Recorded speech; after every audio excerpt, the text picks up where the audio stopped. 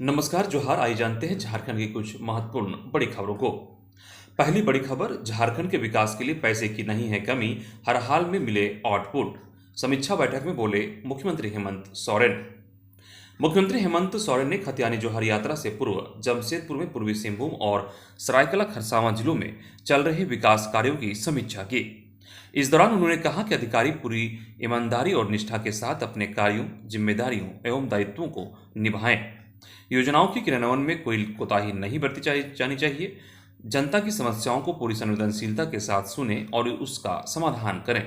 इसमें जो अधिकारी लापरवाही तथा ढिलाई बरतेंगे उनके खिलाफ सरकार कठोर कार्रवाई करने से पीछे नहीं हटेगी।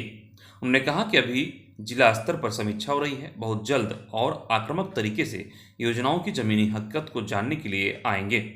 अधिकारी पूरी तरह तैयार रहें। अगली बड़ी खबर, फिर बदलेगा झारखंड का मौसम, पश्चिमी विक्षोभ और डिप्रेशन की वजह से तापमान में गिरावट। झारखंड में सुबह शाम ठंड लग रही है।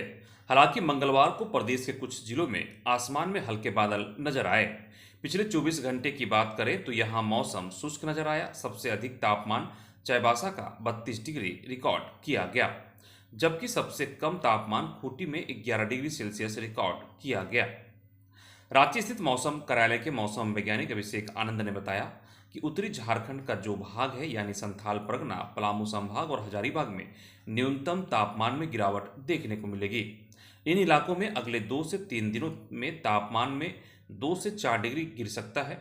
इसकी वजह मौसम वैज्ञानिक ने बताया, पश्चिमी विक्षोभ के जाने से ठंडी हवाएं आएंगी, उस कारण तापमान में गिरावट देखने को मिलेगी। वहीं झारखंड की राजधानी रांची और कोलाहल के इलाकों में 2 फरवरी से तापमान में गिरावट देखने को मिलेगी। अगली बड़ी खबर, बजट सत्र 2023 का आगाज, वित्त मंत्री ने पेश किया आर्थिक सर्वेक्षण। संसद का बजट सत्र शुरू हो गया है। राष्ट्रपति द्रौपदी मुर्मू ने दोनों सदनों की संयुक्त बैठक में अपना अभिभाषण दिया। राष्ट्रपति के अभिभाषण के बाद वित्त मंत्री निर्मला सीतारमण ने आर्थिक सर्वेक्षण पेश किया। इसके बाद लोकसभा अध्यक्ष ओम बिरला ने सदन की कार्यवाही बुधवार सुबह 11 बजे तक के लिए स्थगित कर दी। सत्र के दौरान सरकार चाहेगी कि राष्ट्रपति के अभिभाषण पर धन्यवाद प्रस्ताव और वित्त वर्ष 2023-24 के आम बजट आदि पर सुचारू रूप से चर्चा हो। वहीं विपक्षी दलों ने अडानी समूह से जुड़ा विषय, कुछ राज्यों में राज्यपालों के कामकाज, जाति आधारित गणना, महंगाई, बेरोजगारी जैसे मुद्दों पर सरकार को घेरने के स्पष्ट संकेत दिए हैं। वहीं राष्ट्रपति के अभिभाषण का बहिष्कार करने को लेकर भी मिलीजुली प्रतिक्रिया आई है। भाजपा ने इसकी आलोचना की है। वहीं शिवसेना सांसद ने अरविंद सावंत ने कहा कि राष्ट्रपति अभिभाषण वही होता है जो सरकार लिख कर देती है। अगली बड़ी खबर धनबाद से आ रही है, जहां धनबाद के आशीर्वाद टावर में भीषण आग लगी, महिला और बच्ची सहित 14 लोगों की मौत, सीएम ने जताया शोक। धनबाद के जोड़ा फाटक रोड स्थित आशीर्वाद टावर में मंगलवार की शाम 6:30 बजे आग लग जाने से 14 लोगों की मौत हो गई। मृतकों में 10 महिलाएं, 3 बच्चे और 1 पुरुष है। जानकारी के अनुसार शक्ति मंदिर के निकट स्थित आशीर्वाद टावर के सेकेंड ब्लॉक के सेकेंड फ्लोर पर पूजा खत्री नामक महिला के फ्लैट में आग भड़की थी। देखते देखते यह आग बगल के फ्लैट में भी फैल गई। बताया जा रहा है कि आग पूजा के दिया से भड़का था। देखते देखते पूरा सेकेंड फ्लोर आग और धुआं से भर गया। घटना के बाद फायर ब्रिगेड के साथ दमकल ने 2 घंटे के मशक्कत के बाद आग पर काबू पाया। इसके बाद सीढ़ियों पर बिखरी लाशों उठाकर अस्पताल भेजा। बताया जाता है कि मृतक अधिकतर महिलाएं किसी शादी समारोह में जाने के लिए तैयार हो रही थी। बताया गया कि इस हादसे में 10 महिला और 3 बच्चे की मौत हुई है। वहीं मुख्यमंत्री हेमंत सोरेन ने इस घटना पर गहरा शोक व्यक्त किया है। अगली बड़ी खबर, पारा शिक्षक और गैर पारा जेटेड सफल अभ्यर्थी संघ के द्वारा त्राहिमाम यात्रा को लेकर एसडीओ को सौंपा गया ज्ञापन, जिसमें कहा गया है कि आगामी 7 फरवरी 2023 मंगलवार को पूर्वाह्न 10 बजे राज्य भर के जेटेड सफल पारा शिक्षक एवं गैर पारा अभ्यर्थी राजधानी रांची स्थित पुराना विधानसभा मैदान में जुटकर शांतिपूर्ण ढंग से हाथों में तिरंगा झंडा लेकर जुलूस की शक्ल में त्राहिमाम यात्रा यानी कि पैदल मार्च करते हुए बिरसा चौक, हिनू चौक एवं एजी मोड़ होते हुए झारखंड सरकार के माननीय स्कूली शिक्षा एवं साक्षरता मंत्री जगन्नाथ महतो जी के आवास डोरंडा रांची स्थित आवास पर पहुंचकर माननीय मंत्री झारखंड प्रारंभिक विद्यालय शिक्षक नियुक्ति नियमावली 2012 के आधार पर अपनी नियुक्ति की गुहार लगाएंगे। अगली बड़ी खबर, स्कूलों में फरवरी तक नियुक्त होंगे 4200 शिक्षक। झारखंड के 80 उत्कृष्ट विद्यालय, 325 आदर्श विद्यालय और 203 कस्तूरबा स्कूलों में शिक्षकों की नियुक्ति होनी है। नियुक्ति व पदस्थापन की प्रक्रिया अब तक पूरी कर ली जानी थी, लेकिन सभी जिलों में अभी तक यह सुनिश्चित नहीं हो सका है। स्कूली शिक्षा व साक्षरता विभाग ने फरवरी तक नियुक्ति प्रक्रिया पूरी करने का निर्देश दिया है। 404 उत्कृष्ट व आदर्श विद्यालयों में करीब 3200 और कस्तूरबा गांधी बालिका आवासीय विद्यालयों में 1000 शिक्षकों की नियुक्ति होनी है। 405 उत्कृष्ट व आदर्श विद्यालयों में अब तक 122 स्कूलों से खाली पदों की संख्या जिलों से नहीं आई है। देवघर, दुमका, जामताड़ा, पूर्वी सिंहभूम व सिमडेगा समेत कुल 8 जिलों में आंकड़ा उपलब्ध नहीं कराया है। शिक्षा विभाग के आंकड़ों की माने तो अब तक मिल चुकी रिक्तियों के अनुसार 2281 शिक्षकों की नियुक्ति होनी है। इनमें 1294 स्नातक परिशिष्ट शिक्षक और 987 स्नातकोत्तर शिक्षकों की नियुक्ति होनी है। जिलों से खाली पदों की संख्या आने के बाद इसकी संख्या में बढ़ोतरी होगी। 80 उत्कृष्ट विद्यालयों में नए शैक्षणिक सत्र से सीबीएसई की मान्यता के साथ पढ़ाई शुरू की जानी है। जिलों को निर्देश दिया गया है कि फरवरी के अंत तक नियुक्त की प्रक्रिया पूरी कर ली जाए। वहीं झारखंड के 6 जिलों के कस्तूरबा स्कूलों में नियुक्ति पूरी।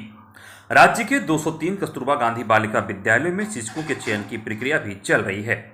अब तक धनबाद, पूर्वी सिंहभूम, खूंटी, रामगढ़, सरायकेला और सिमडेगा जिले के कस्तूरबा स्कूलों में शिक्षकों की नियुक्ति प्रक्रिया पूरी की जा चुकी है, जबकि अन्य जिलों में मामला प्रक्रियाधीन है। अगली बड़ी खबर, छात्रों का महाजुटान आज हजारीबाग में। राज्य भर के युवा होंगे शामिल, सरकार की बढ़ी बेचैनी। छात्रों का महाजुटान आज हजारीबाग के गांधी मैदान में होने जा रहा है, जिसमें राज्य भर के युवा शामिल होने वाले हैं। नियोजन नीति लागू करने और नियुक्ति प्रक्रिया जल्द शुरू करने के लिए छात्रों का एक बड़ा उलगुलान की शुरुआत होगी, जिसका संचालन छात्रों के लोकप्रिय नेता जयराम महतो करेंगे।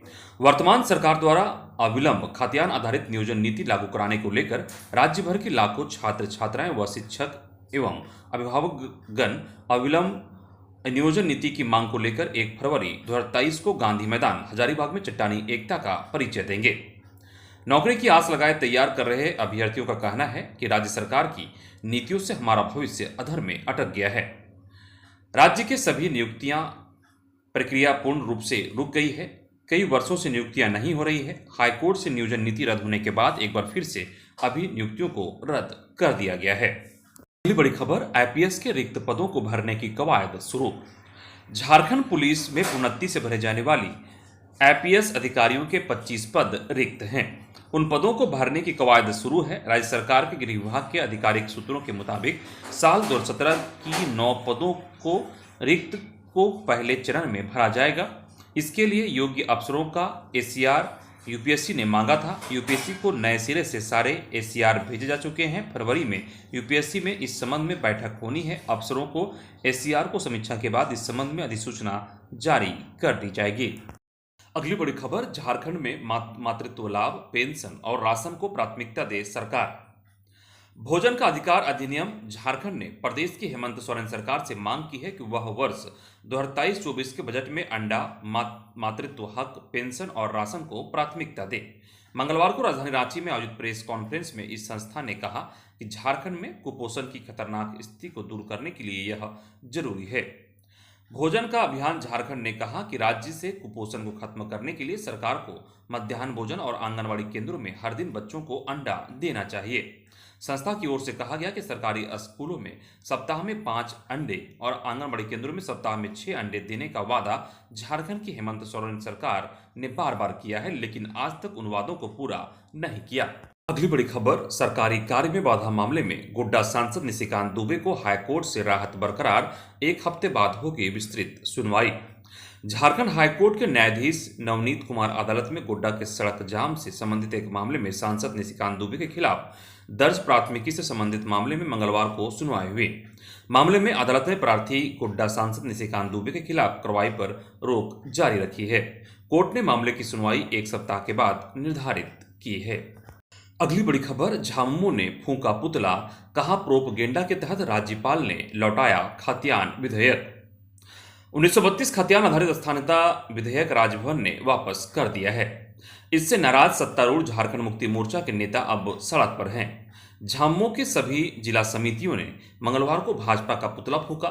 झामुमो नेताओं ने कहा कि जनभावना के अनुरूप विधानसभा से पारित स्थानीयता विधेयक 1932 के खतियान आधारित स्थानीयता नीति को राज्यपाल ने प्रोपेगेंडा के तहत वापस किया है। राज्यपाल ने यह काम भारतीय जनता पार्टी के इशारे पर किया है। अगली बड़ी खबर, निश्चय पत्र के 5 वादों को पूरा करना झामुमो के लिए चुनौती। हेमंत सरकार ने 3 साल के कार्यकाल में कई चुनावी वादों को पूरा करने का काम किया। इन वादों को झामुमो ने निश्चय पत्र नाम दिया था। निश्चय पत्र में 5 सबसे महत्वपूर्ण वादा था। 1932 के खतियान आधारित स्थानीय एसटी एससी ओबीसी आरक्षण का दायरा बढ़ाना, झारखंड के निजी क्षेत्रों में स्थानीय के लिए 75% आरक्षण, आदिवासी सरना धर्म कोड और नियमित सिविल सेवा परीक्षा लेना शामिल है। पहले 3 निश्चय को विधेयक के रूप में और चौथे को प्रस्ताव के रूप में विधानसभा से पारित कराया गया। अंतिम निश्चय यानी सिविल सेवा की नियमित परीक्षा लेने की पहल हुई। हकीकत यही है कि इन 5 प्रमुख निश्चय पत्र को धरातल पर उतारना झामुमो के लिए चुनौती से कम नहीं। अगली बड़ी खबर, सोनारी हवाई अड्डे से जमशेदपुर कोलकाता हवाई सेवा का शुभारंभ। खात्यानी जोहार यात्रा के क्रम में जमशेदपुर पहुंचे झारखंड के सीएम हेमंत सोरेन ने मंगलवार को सोनारी हवाई अड्डा से जमशेदपुर कोलकाता विमान सेवा का शुभारंभ किया। उन्होंने कहा कि यहां से विमान सेवा का शुरू होना हवाई यातायात के क्षेत्र में नई पहल है। उम्मीद है कि जमशेदपुर से अन्य शहरों के लिए जल्द से जल्द हवाई सेवाएं उपलब्ध होगी। राज्य में यातायात व्यवस्था को बेहतर और सुगम बनाने की दिशा में सरकार निरंतर प्रयास कर रही है। रोड, रेल, वाटर और एयर कनेक्टिविटी को मजबूत किया जा रहा है ताकि यात्रियों को ज़्यादा से ज़्यादा सुविधाएं और सहूलियत मिल सके। अगली बड़ी खबर, मैडम जोहार, बजट में हमिन मन के राखब ख्याल, रांची के किसानों ने वित्त मंत्री से की मांग। आयोजित आम बजट में किसान शामिल हुए। किसानों ने परिचर्चा में खुलकर अपनी बातें रखी।